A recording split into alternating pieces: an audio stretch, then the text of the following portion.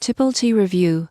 App: the pros, the cons. If your business deals with global payments, Tipalti promises to simplify accounts payable, but does it deliver? One of the biggest pros is automation. Most people get this wrong by assuming payment processing is always manual and time-consuming. Tipalti automates invoice approvals, mass payments, and tax compliance, which can save hours every week. It also supports multiple currencies and payment methods, making it ideal for businesses with international vendors. Another advantage is compliance. The app helps you stay on top of tax forms, anti-money laundering checks, and regulatory reporting. This reduces risk and keeps financial operations smooth. Additionally, the platform offers dashboards and analytics for tracking payment statuses, improving visibility for finance teams. However, there are cons. Some users report a learning curve for new users, especially for configuring workflows and integrations. The mobile app is less feature-rich than the web version,